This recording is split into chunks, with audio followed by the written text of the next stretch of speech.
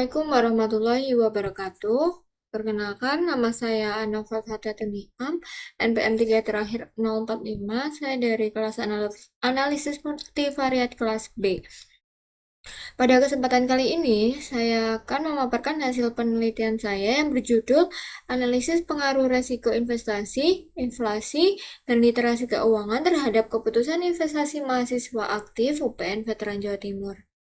Nah, untuk menganalisis pengaruhnya secara kuantitatif, saya menggunakan SPSS agar dapat diolah secara sistematis dan menghasilkan gambaran yang jelas mengenai variabel independen terhadap variabel dependen saya. Pada presentasi ini, saya akan memaparkan mulai dari proses input data, uji validitas dan reliabilitas, hingga analisis regresi berganda. Mari kita mulai pembahasannya. Nah, untuk langkah yang pertama, mari kita masukkan data yang sudah kita dapatkan dan yang sudah kita tabulasi ke dalam SPSS. Klik open, klik OK. Nah, ini merupakan data saya yang dimana terdapat 4 variabel X1, X2, X3, dan Y, dan dimana setiap variabel itu memiliki 5 indikator. Ujian pertama ini saya akan melakukan uji validitas. Di mana uji validitas sendiri yaitu uji yang dilakukan untuk mengetahui seberapa jauh suatu variabel pengukuran mampu menjelaskan dengan tepat kondisi dari objek penelitian yang sedang diukur. Nah, untuk melakukan uji validitas sendiri bisa dipencet yang analyze, correlate, lalu bivariate. Nah, kita bisa memilih indikator dan X1 kita dengan correlation koefisiennya Pearson, pilih yang tutil, lalu di OK. Nah, berikut sudah saya sederhanakan pada uji validitas variabel X1 risiko investasi saya, yang dimana bahwa seluruh indikator pertanyaan untuk variabel risiko investasi X1 saya memiliki nilai R hitung lebih besar dari R tabel saya, yaitu jumlah R tabel saya 0,2845 dan signifikansi di atas dari 0,005. Maka dapat disimpulkan bahwa seluruh indikator pada variabel X1 dinyatakan valid. Nah, berikut sudah saya sederhanakan untuk indikator perhitungan uji validitas X2 saya, yang dimana seluruh indikator pertanyaan untuk variabel inflasi X2 saya memiliki R hitung lebih besar daripada R tabel 0,2845 dan signifikansi lebih dari 0,05. Maka dapat disimpulkan bahwa seluruh indikator pada variabel X2 dinyatakan valid. Nah, selanjutnya untuk uji validitas literasi keuangan atau X3 saya, yang dimana sudah saya simpulkan di dalam tabel tersebut, dilihat bahwa seluruh indikator pertanyaan untuk variabel literasi keuangan memiliki R hitung lebih besar dari R tabel, yaitu sebesar 0,2845 dan signifikansi lebih dari 0,05. Maka dapat disimpulkan bahwa seluruh indikator pada variabel X3 saya dinyatakan valid. Nah, untuk selanjutnya uji validitas terhadap variabel Y saya atau keputusan investasi. Bisa dilihat pada tabel yang sudah saya simpulkan bahwa seluruh indikator pertanyaan untuk variabel keputusan investasi memiliki nilai R hitung lebih besar dari R tabel saya dan signifikansi di atas 0,05, maka dapat disimpulkan bahwa seluruh indikator pada variabel Y saya dinyatakan valid. Nah, uji yang kedua ini ada uji reliabilitas, yang dimana uji reliabilitas sendiri dilakukan untuk menilai seberapa baik konsistensi suatu instrumen dalam mengukur variabel. Suatu variabel dapat dikatakan reliabel jika jawaban terhadap pertanyaan selalu konsisten. Nah, uji reliabilitas sendiri dilakukan dengan melihat nilai Cronbach alpha dari setiap variabel penelitian. Suatu variabel dapat dikatakan reliabel ketika nilai Cronbach alpha lebih dari 0,7.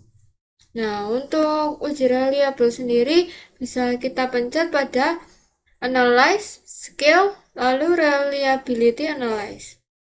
Nah, kita bisa memasukkan item-item kita, bukan X-nya ya, tetapi indikatornya. Nah, scalable-nya dinamai risiko investasi. Lalu pilih OK. Nah, ini sudah saya uji reliabilitasnya. Setiap indikatornya ini investasi, risiko investasi, inflasi, lalu literasi keuangan, dan Y saya yaitu keputusan investasi. Sudah saya kerucutkan atau simpulkan, risiko investasi saya memiliki nilai Crunchbet alpanya 0,933, inflasi 0,924, literasi keuangan 0,826, keputusan investasi saya 0,821. Nah, berdasarkan hasil uji reliabilitas di atas, dapat diketahui bahwa nilai Crunchbet alpha Crunchbet alpha dari seluruh variabel penelitian reliable karena memiliki nilai Crunchbet alpha di atas 0,7. Nah, untuk selanjutnya ini ada uji asumsi klasik, yang dimana di dalam uji asumsi klasik ini akan ada 3 asumsi. Yang pertama ada asumsi uji multikolinearitas, yang dimana untuk melihat apakah terdapat dua atau lebih variabel bebas dalam penelitian yang berkorelasi secara linear. Nah, yang kedua ada asumsi uji heteroskedastisitas, di mana untuk menilai apakah dalam model regresi terjadi ketidaksamaan varian residual dari suatu pengamatan ke pengamatan lainnya. Yang ketiga ini ada asumsi uji normalitas, yang dilakukan untuk mengetahui apakah dalam model regresi penelitian ini variabel dependen dan independen itu terdistribusi secara normal atau tidak normal. Nah, untuk melakukan uji asumsi klasik, kita bisa memilih analyze, lalu regression, kita pilih yang linear. Nah, ini terdapat pilihan-pilihan, tapi kita memilih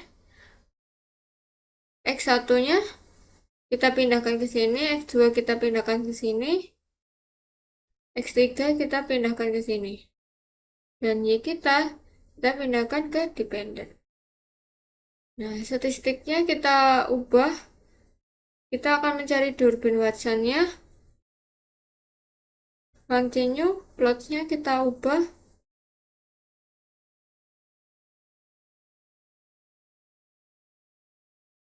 residual X, histogram dan normal probability plotnya diubah, continue, baik, kita pilih OK. Nah, untuk langkah pertama, uji multikolinearitas.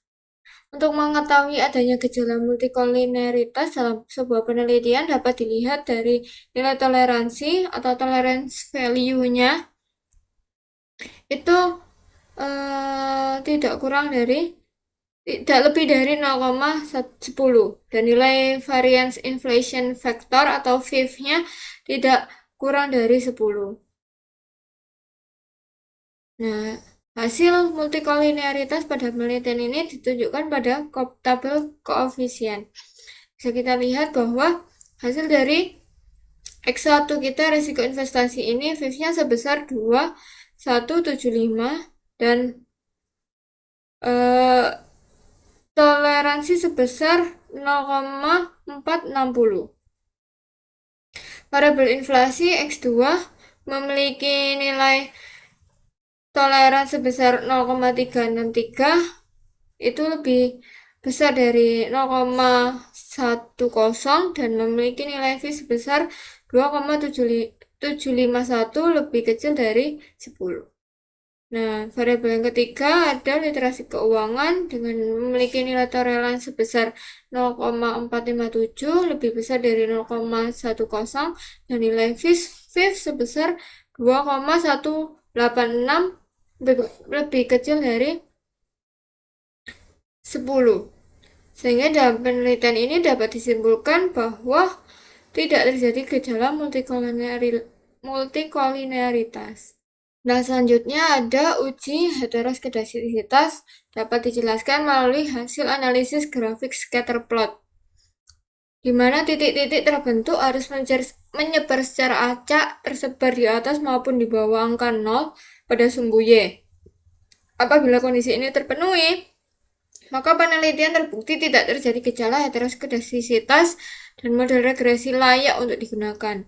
Hasil uji heteroskedasisitas ditunjukkan pada tabel scatter plot ini bahwa titik-titiknya menyebar secara acak, tersebar baik di atas maupun di bawah angka 0 pada sumbu Y, sehingga dapat disimpulkan bahwa tidak terjadi gejala heteroskedasisitas pada model regresi yang saya gunakan. Selanjutnya ini ada uji normalitas, di mana dapat dilihat pada grafik normal probability plot di mana data terdistribusi secara normal ketika titik-titiknya itu tersebar sekitar garis diagonal. Nah, hasil yang saya dapat bahwa titik-titik tersebar di sekitar garis diagonal, sehingga dengan menggunakan pendekatan ini dapat dibuktikan bahwa data terdistribusi secara normal. Nah, selanjutnya ada analisis regresi berganda, di mana regresi linear berganda digunakan untuk mengukur pengaruh lebih dari satu variabel independen terhadap variabel dependen secara kuantitatif. Bisa dilihat pada tabel koefisien, di mana terdapat persamaan Y sama dengan 2,276, min 0,11 X1 min 0,008 X2 plus 0,799 X3. Interpretasinya, risiko investasi X1 dan inflasi X2 berpengaruh negatif, sedangkan literasi keuangan X3 berpengaruh positif. Selanjutnya, uji T atau uji parsial digunakan untuk melihat pengaruh masing-masing variabel independen secara individual terhadap variabel dependen. Hasilnya bisa dilihat pada tabel koefisien, pada tabel signifikansi, di mana risiko investasi memiliki nilai signifikan sebesar 0,944, lebih besar daripada 0,05, artinya tidak signifikan. Nah, variabel inflasi kedua bisa dilihat pada tabel signifikan, terdapat 0,965, lebih besar dari 0,05, artinya tidak signifikan. Nah, untuk variabel terakhir, yaitu literasi keuangan, memiliki nilai signifikan lebih kecil dari 0,05, artinya signifikan positif. Selanjutnya ada uji F, uji simultan, digunakan untuk mengetahui hipotesis yang diajukan, yaitu terdapat pengaruh signifikan antara variabel risiko investasi, inflasi, dan literasi keuangan secara simultan terhadap keputusan investasi. Bisa dilihat pada tabel ANOVA, sum of square-nya sebesar 370, 060, 284, 768, 654, 820, dan nilai signifikannya 0,0000. Hasil analisis menunjukkan nilai signifikansi lebih kecil dari 0,5, maka sesuai dengan dasar pengambilan keputusan dalam uji F, dapat disimpulkan bahwa hipotesis diterima, atau dengan kata lain variabel X1, X2, X3 secara simultan sama-sama berpengaruh terhadap Y. Selanjutnya ada uji koefisien determinasi, bisa dilihat pada tabel model summary. Koefisien determinasi itu digunakan untuk menghitung kontribusi variabel independen terhadap variabel dependen. Nah, dari hasil yang sudah saya terima, tab Y pada R square-nya sebesar 0,565 dan R square adjust sebesar 0,537. Di mana hasil analisis menunjukkan nilai R square sebesar 0,5, artinya variabel risiko investasi, inflasi, literasi keuangan dapat menjelaskan variabel keputusan investasi sebesar 53,7%, sedangkan 46,3% sisanya dapat dijelaskan oleh variabel lain di luar penelitian. Nah, untuk yang terakhir, kesimpulan, Yang pertama ada risiko investasi X1 berpengaruh negatif tetapi tidak signifikan terhadap keputusan investasi. Artinya meskipun secara teori semakin tinggi risiko, maka keputusan investasi cenderung menurun. Namun pada penelitian ini, risiko investasi tidak menjadi faktor utama yang memengaruhi keputusan mahasiswa dalam berinvestasi. Yang kedua, ada inflasi. X2 berpengaruh negatif tetapi tidak signifikan terhadap keputusan investasi. Hal ini menunjukkan bahwa kenaikan inflasi tidak cukup kuat mempengaruhi mahasiswa dalam mengambil keputusan investasi. Kemungkinan karena mereka lebih berfokus pada instrumen yang dianggap mampu mengimbangi inflasi. Yang ketiga, literasi keuangan berpengaruh positif dan signifikan terhadap keputusan investasi. Semakin tinggi tingkat literasi keuangan mahasiswa, semakin besar kecenderungan mereka untuk mengambil keputusan investasi secara tepat. Hal ini menunjukkan bahwa literasi keuangan menjadi faktor dominan yang berperan penting dalam keputusan investasi. Yang keempat ada secara simultan, risiko investasi, inflasi, literasi keuangan berpengaruh signifikan terhadap keputusan investasi yang berarti ketiga variabel tersebut bersama-sama dapat mempengaruhi keputusan investasi mahasiswa aktif UPN Veteran Jawa.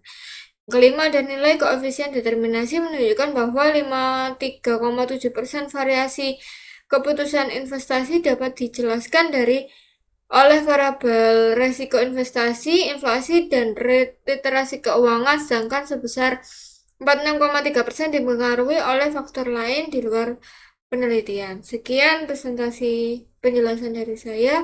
Assalamualaikum warahmatullahi wabarakatuh.